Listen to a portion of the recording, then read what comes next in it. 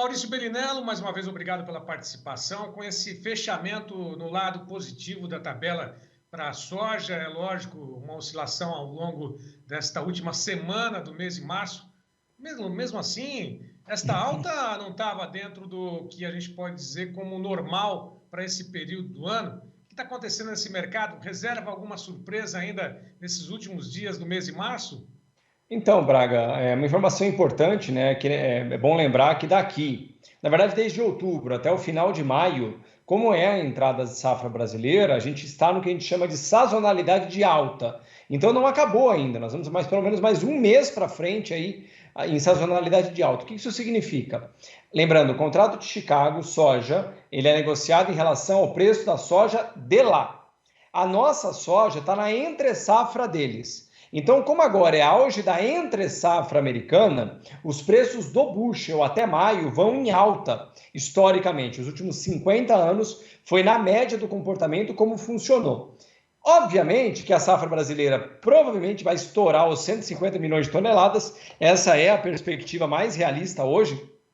Tirando o Rio Grande do Sul, em algumas áreas que teve problema, o resto do Brasil, boa parte, vai colher safra recorde. Muitas áreas do centro-oeste, principalmente Mato Grosso do Sul, Goiás, Rondônia, vão colher safras gigantescas. Inclusive, Mato Grosso passou a Argentina como maior produtor do que a Argentina. Só o estado do Mato Grosso vai colher mais do que a Argentina inteira esse ano. Então, como a safra brasileira vem muito grande, e é previsível isso inclusive, o preço deu uma estressada, até porque ninguém vendeu. O pessoal que estava carregando soja do ano passado teve que vender junto por falta de espaço agora. Porém, ninguém espera que a safra brasileira normalize imediatamente os estoques. Portanto, depois da estressada de preços que trouxe a safra, que eu vou até mostrar aqui para mostrar, não, vou falar para não falar bobagem, né?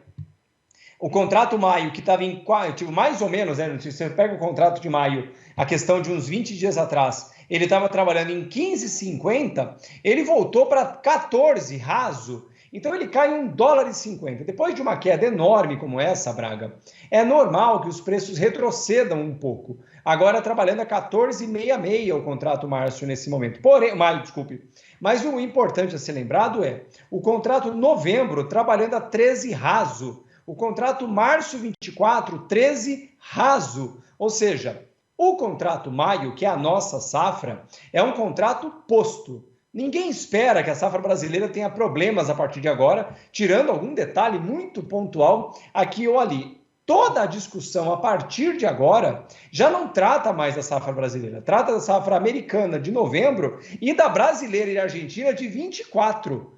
A minha opinião, pessoalmente falando, é que esse respiro que as cotações deram agora, elas tragam algum alento para aquele agricultor que não vendeu ou que está querendo segurar um pouco mais. Mas eu gosto de lembrar, enquanto a contrato maio, por exemplo, de fundo a topo, ele subiu $1,70 quase, $1,60. Quando você pega o contrato novembro, Braga, o contrato novembro subiu 50 centavos. Ou seja, a grande volatilidade só é presente no nosso contrato. Para o contrato novembro e para o contrato março, o mercado, por enquanto, dando claras sinalizações de que não espera a soja acima de $13 no ano que vem. É certo que você pontuou bem que algumas regiões do país, infelizmente, colhem 22, 23 sacas no máximo. É o caso de algumas cidades no Rio Grande do Sul, Argentina nem se fale por esse motivo da estiagem, enquanto que outras, a média seguiu até acima de 80 sacas. Infelizmente, eu tenho um cliente meu, Braga, que está colhendo 97 sacas por hectare. 97 sacas, veja só.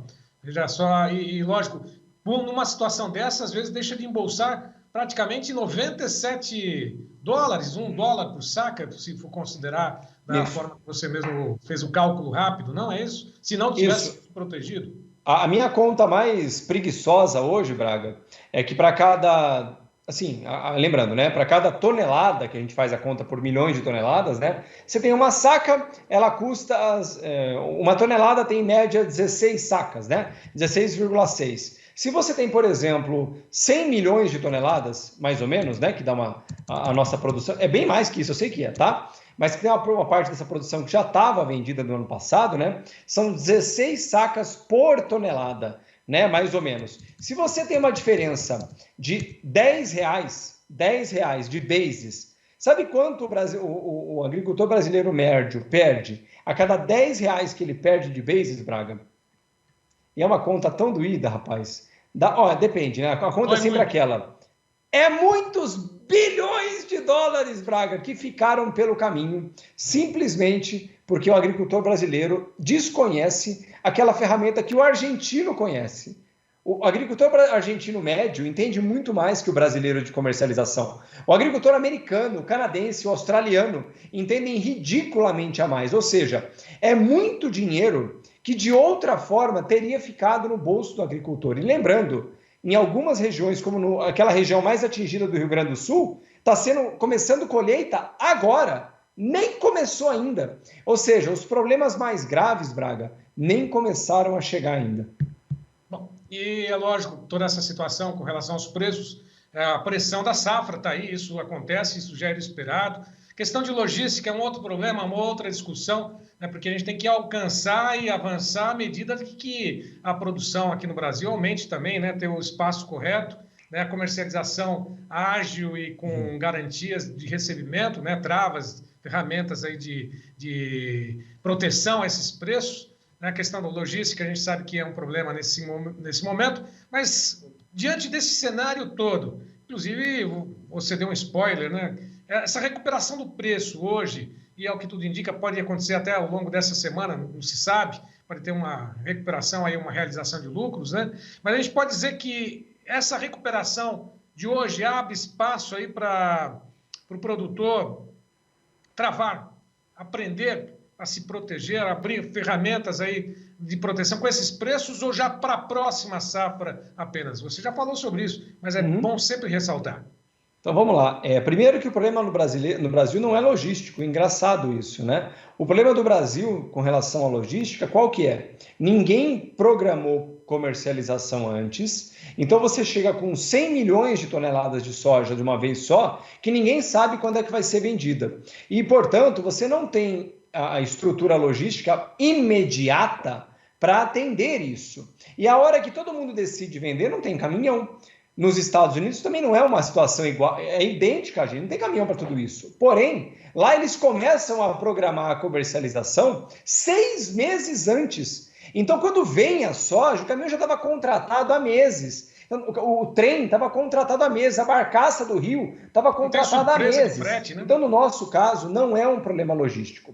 Segundo, a partir de agora, com essa leve alta de preços agora, isso abre uma breve oportunidade de defesa, mas, Braga, sendo bastante sincero, parecida com a oportunidade que aconteceu no meio de fevereiro, por exemplo, nem se assemelha. E eu espero de coração que isso seja visto pelo agricultor médio como uma chance dele falar o seguinte, é capaz que o mercado abra uma janela melhor o ano que vem, e no outro, e no outro, e no outro.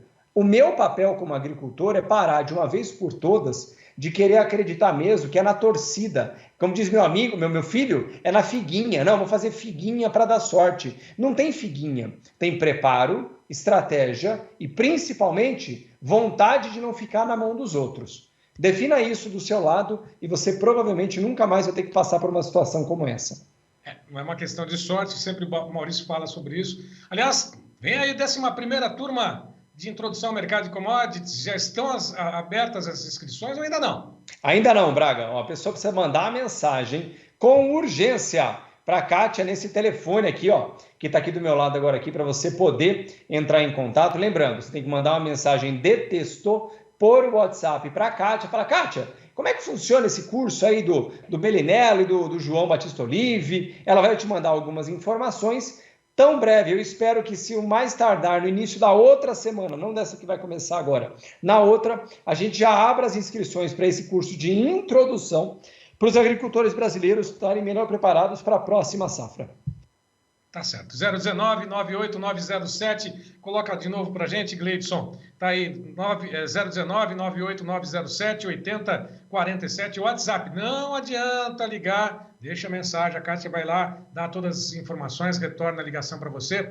Mas não deixe de participar, porque não adianta deixar dinheiro na mesa para que os outros aproveitem, né? É o patrimônio da sua família, é o patrimônio dos seus herdeiros que você está colocando na mesa para que outros façam proveito. Maurício, mais uma vez, obrigado pela participação. Até a próxima. Até a próxima, Braga. Ótima tarde a todos.